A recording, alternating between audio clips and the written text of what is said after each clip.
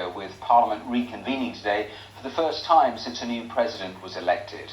As the country lurches from one political crisis to another, the one constant over the last few months has been the economic meltdown that is affecting virtually everyone.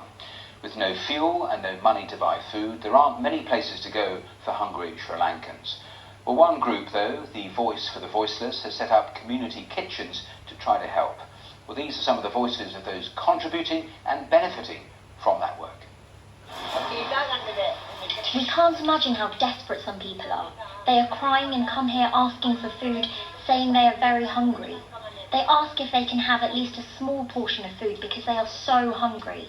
Sometimes when they come, the food is almost run out, but still we give them whatever little amount we can for them. We have to do something for my children. My children are my future. Because of them, I'm standing here doing all this.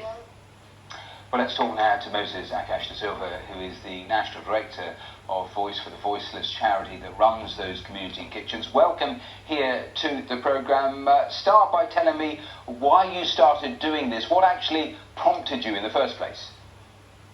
When we started these community kitchens, one of the reasons that we saw was a lot of people were standing in queues and all that, unable to find food and all that. So we thought of, how we could support this community. So that's where the whole community kitchen concept came. And we had this one particular family, a single mother, who was having jackfruit for 3 days, and she was not able to cook, and she was not able to find kerosene oil and all that. So she was having dry jackfruit for last 3 days. So some of the situations were like that. And we also had this one particular gentleman who had rice, the second plate of rice, and he said he had the second plate of rice after 4 months. Likewise, there were a lot of other stories that came across. Therefore, we thought of, instead of giving dry rations and all other things, let's give them a prepared meal so that they could come and have some food. Some of them are surviving only with this particular meal that we give for them on lunch. I'll come back to some of those stories in a moment, but you haven't been going that long. But tell me, how much have you grown? How many meals are you actually supplying every day? We started with 100 meals for a day from the 1st of June. Right now, we are doing 1,800 meals for a day, and these 1,800 plus meals are without the second round of meals that people come to eat.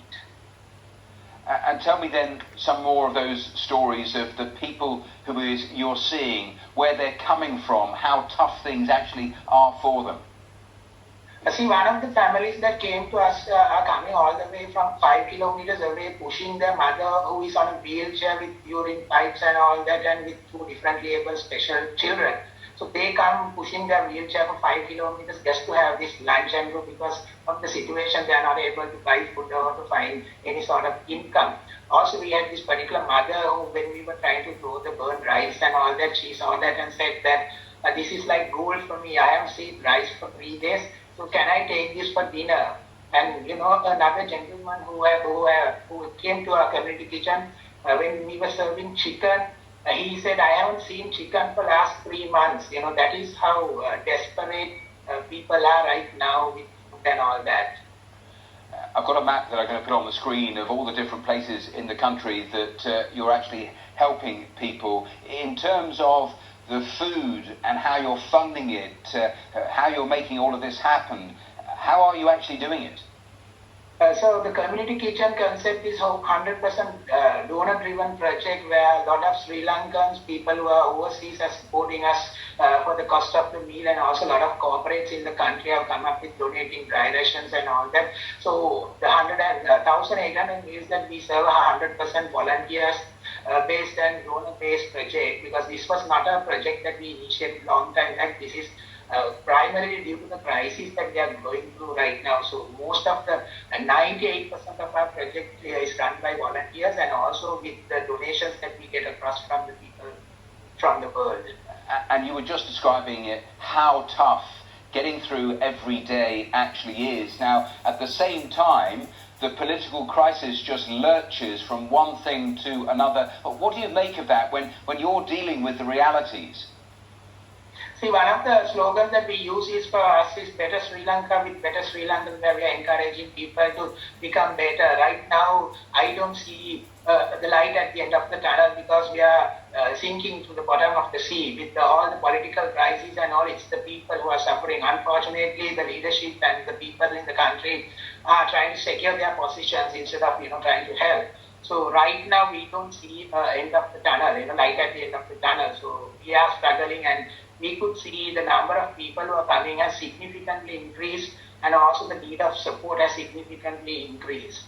Just a final quick thought, because you said to our producer that you thought even now the position for the country is pretty hopeless. I mean, that is an alarming conclusion to actually come to.